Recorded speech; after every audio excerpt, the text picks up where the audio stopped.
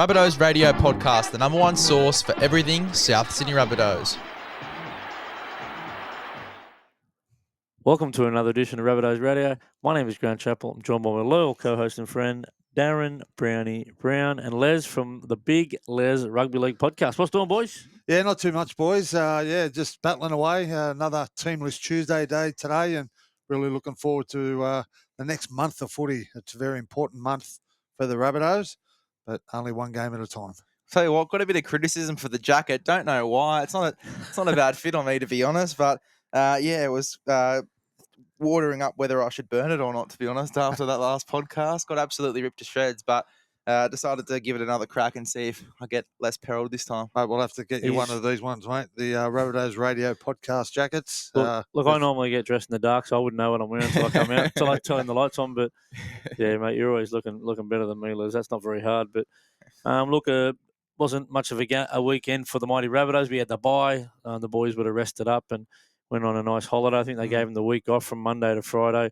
Freshened up, had a big members' day. But the local A grade, who've had a tough year this year, a lot of washouts. The local competition got their competition underway. A little bit of rain on the Sunday, but look, there was a couple of big wins there for your mob. Coogee Wombats, big win.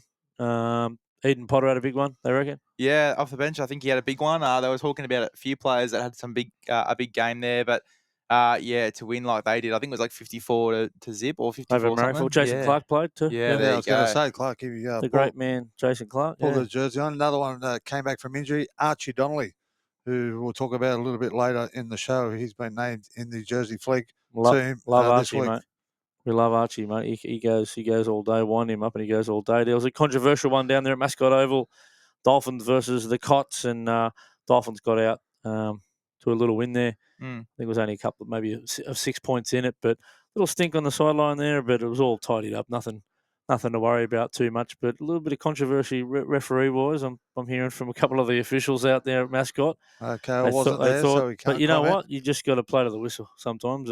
Exactly. Apparently they scored a try over the dead ball line and referee missed it. But over the dead ball line, well, geez, it's would have nearly hit the fence because they're big in goals down there at Mascot Oval. Yeah, so that was no good. I went down to watch gorgeous Georgie Burgess down there at Pioneer Park, but it was called off. Couldn't get enough players down there, the All Blacks, and so Georgie just said, stuff it. Smashed a hot dog and 4 beers, and that was enough. That was good enough for him. And there was another one down at probably the upset of the season in the whole competition. I think the Rovers went down there thinking they just had to turn up to win, and you can't do that in any competition. And well done to the Matcherville Tigers. Grafted out a 16-12 win down there at Coogee Oval. Beautiful place down there at Coogee. You're right in the heart of it. Tough to get a park, but what a spot to play footy, boys. Yeah, like you said, Chaps, the A-grades had a lot of washouts this year, so you can't really get any form guide on the actual teams, but Rovers were undefeated up until last weekend, and Matcherville Tigers one of the favourites to win the premierships after making the last 2 grand finals in the A grade. Well done to the Matto Tigers and Adam Wilkes and his clan down there. Oh, Wilkes, he was happy. Don't worry about that. I was lucky enough to go down to the birth of rugby league, Birchgrove Oval, the first ever game of rugby league played there in 1908, and my daughter played down there in pretty ordinary conditions. So that was all good fun. Come home with wet shoes. But anyway, on to the big stuff there, boys. Teamless Tuesday. Teams have dropped. Coach Benny Hornby has dropped the side out. There are not a lot of surprises, I don't think. Probably Cam Murray jump on the edge might be the slight surprise, but you can't start someone as good as Cam Murray on a bench. After we all agreed Keon couldn't be moved out of that 13 position. So thoughts on that one to start, boys? Yeah, look, it was an interesting one. I thought that we would see Keon probably move into the front row rotation with Cam Murray at 13. Just keep them all in the middle of the field. It does scare me having him on an edge. Does Cam Murray have to play the full 80 minutes? I'd probably rather him not. I want him to come off for a little bit of a stint, especially just coming back from injury and then obviously coming back from Origin as well. It's a pretty big feat. So, look, I just hope that if he is playing on the edge, he doesn't play the full 80 minutes. I do imagine he probably gets a stint in the middle as well anyway with Callis Duncan because that seemed to work well. Yeah, just on that scenario, Big Les, you got Cheekham who's on the bench as well, and he's only an edge player, can play middle at a pinch, but we've got so many middle forwards on the bench and in the team. But, yeah, I think Cam will like you said, he'll have a little stint in the middle, get a bit of a rest. But Cam will definitely come on at some stage and play on the edge. I like Cam on the edge. I think it's a really good balanced forward pack now. You couldn't have moved Keon from the 13 role. He's been our best player over the last couple of weeks, getting through a mountain of work.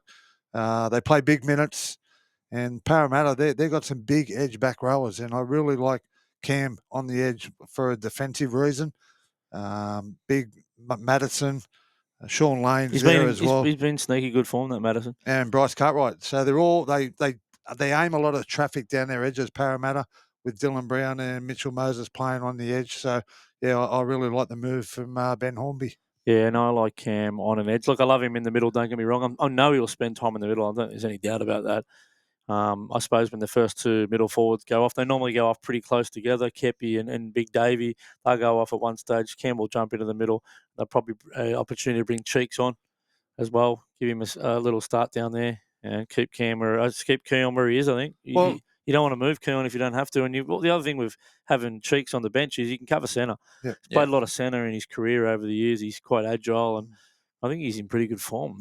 The last week he was outstanding against Manly, I thought. Yeah, he has been. Yeah, without a doubt, Cam's probably one of the best number 13s in the game. He proved that in State of Origin only last week. But I think he's just as damaging on an edge, which he's done so many times for his country in the green and gold. So just an absolute weapon of a player. He can play edge or middle, and he'll do the job.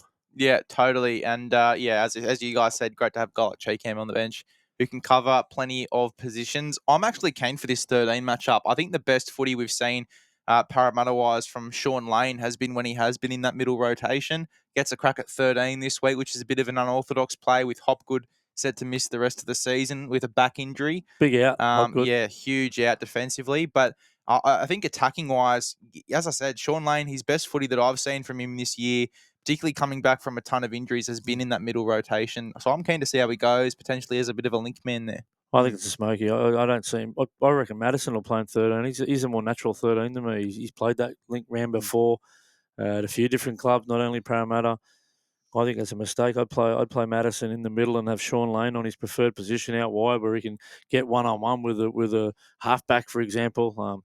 Get one-on-one with, obviously, you're always after Cody Walker, aren't you? Most players are after him, or Jackie Whiten, for example. But, yeah, I'm not sure about that one. And we've got two good defenders out there now in Jai Arrow and Cam Murray looking after both them players. So, yeah, smart move. Well, is it Jai Arrow's second last game, you think? I think he's going playing against the Dolphins. I could be wrong, but that was the mail I got. But I think in the newspaper they said this could be his last game because it's really troubling him, apparently.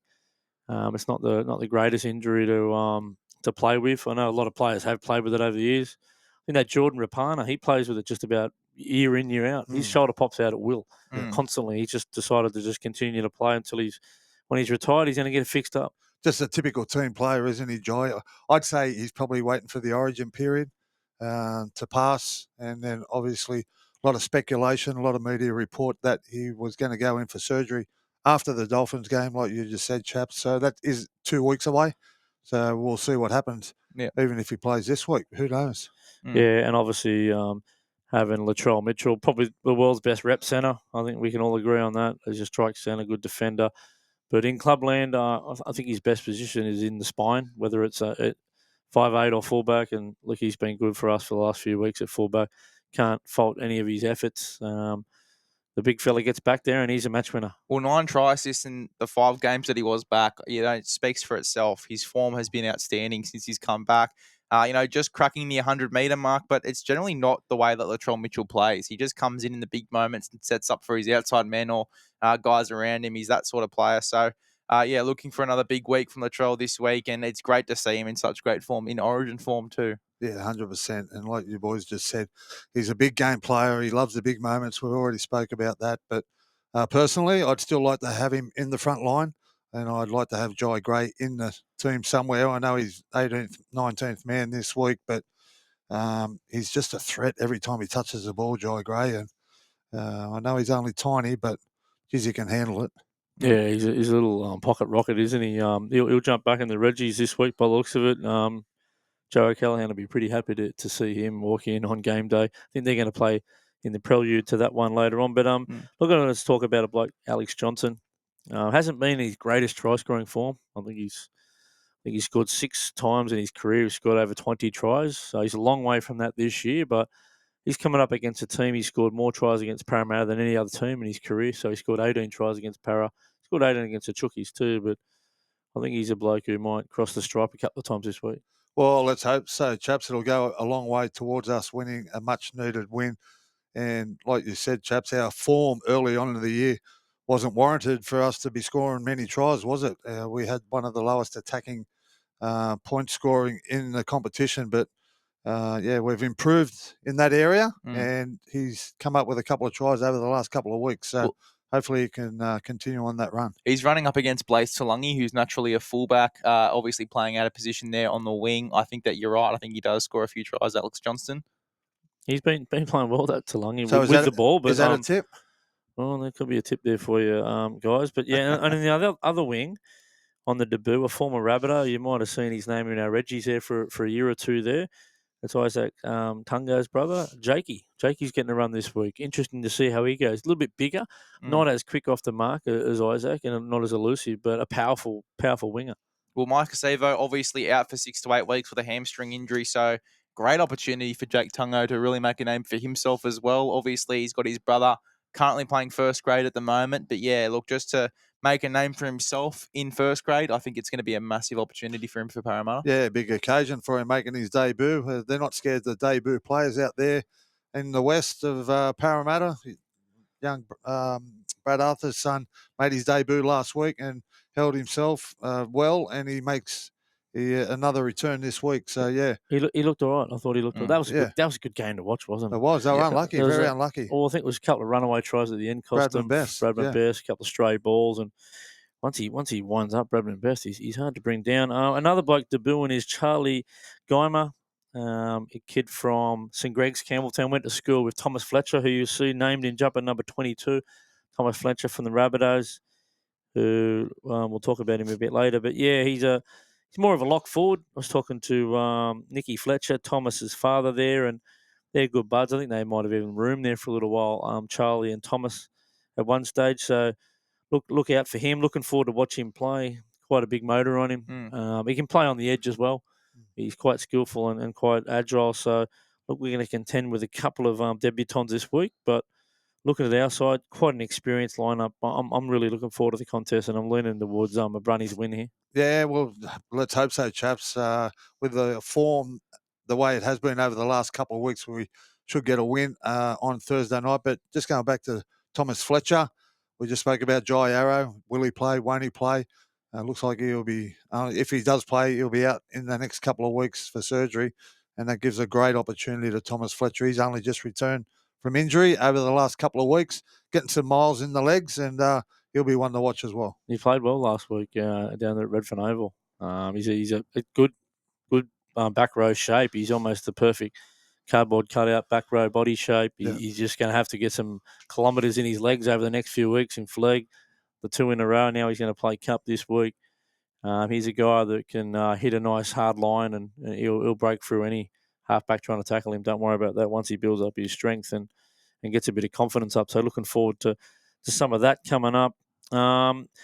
Boys out there, it's a Thursday night game. It's an awkward time to go. I'm not going to be heading out to the game. Any of you heading out? I'll be working night shift, Chaps, so I'll be watching at home before about half time I head to work. Yeah, straight after work for me. I'll be cozying up at home. Too cold for me, just quietly. Yeah, I think it's just not an easy time slot to get out there from over this way. By the time you get there and get home, it'll be just about midnight. Well, we've got 2 Thursday night games in a row because the following week we play the Dolphins on a Thursday night again. So that's up there on there. Yeah, that'll be a good one to go to. That one. I think a couple of our mates are heading up there. Brownie. The great man, Gerald Simons, will be heading up there, former Rabbitoh. So, look, boys, going to those teams named in the New South Wales Cup. Now, look, we've only had a draw over the last month or two. It's been a tough month with the amount of turnover. Starting to get a few players back. Jai Gray comes into the lineup, but they were beaten 32-18 on the weekend. They're down 22-0 at one stage, so they just didn't get off to a good start, especially on that left edge. They really struggled. St. George, just ball movement. They couldn't handle it. went sideline to sideline and pulled us apart there. But the boys fought back pretty well there. A double there to Billy Schrickhouse, the big forward from Canterbury. Scored a couple of tries. One was an opportunist one. But there was a really good try there from Leon Tahau, top 30 player, out wide. Probably the best try I've seen him score in Rabbitohs colours. He beat half a dozen blokes and scored, mate. It was a really powerful one. Well done, Leon. Keep up the good work, mate. In tough conditions, I'd say as well, chaps. It's been raining over the last couple of weeks, like we just mentioned. A lot of the A-grade games have been cancelled, but these games are all played in tough conditions over the last couple of weeks. And, yeah, look, it's a shame for Joe and his team. Injuries throughout the club, it just affects every team from, New South Wales Cup all the way down to Harold Matts when they're playing. But, yeah, New South Wales Cup, they get a couple of back this week. So hopefully they can get a win on the board. And we've got Fletcher Myers, who was down at training for the first time on Monday, getting to meet all his teammates. He'll have his first run out in the club, out in the centres too. So it'll be interesting to see how he tracks in the Bunnies colours, mate. Left centre, really talented. We sort of spoke about him last week. Really talented footballer. You got to go back and watch that trial at the start of last year. Didn't have too many touches, but every time he did touch the ball, he was setting up a try or just running some really good shapes. Really talented player, very good one to watch over the next few weeks. He's been playing at Newcastle. Obviously, he was at Manly before that. So he's been moving around quite a bit, but yeah, very talented outside back. It's interesting he's been named in the extended bench. So that's a bit of a must show some confidence. Just still the fact that we don't have a lot of full-time players available. Yeah. Like Adam Christensen's been named. I'm not sure how he's going to go. I think he took an intercept and he was out in space and he was in quicksand. Poor Adam. They rounded him up pretty quick. In the end, I thought he might have showed a bit more toe last week. Well, it was a heavy 9, chaps. It might have been heavy underfoot. The lad, he didn't stride out too well, but yeah. Big Lez knows a bit about his racing. Oh, a little bit, just a little bit. Heavy 9? Yes, exactly. Pretty wet track, exactly right. He certainly does, yeah. And big Yelene Gordon, Buddy Gordon, going to put the captaincy vest on this week, so good luck to him. And the boys, they play at 5:20 prior to the main game on Thursday night, so it's an early one. If you're out in that area, go out and watch our boys and cheer them on. I'm sure Joey Gray will do something pretty special out there. He's worth the price of admission on his own if you're going to go early. Now, Jersey Flegg, they're going to play at Kellyville on Saturday, about 1:20 out in the Parramatta region. And the boys come off a bloody gutsy win there down there at Redfern Oval the other day. I think it was 2018.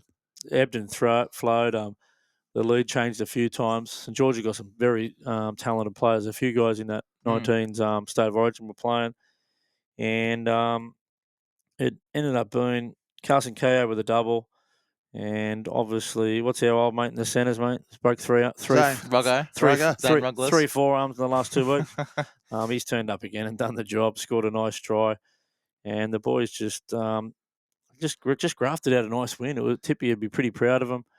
The number 6 had some nice touches. Mark Nosa, who's come up from Jersey Flegg, came down as a fullback from Queensland.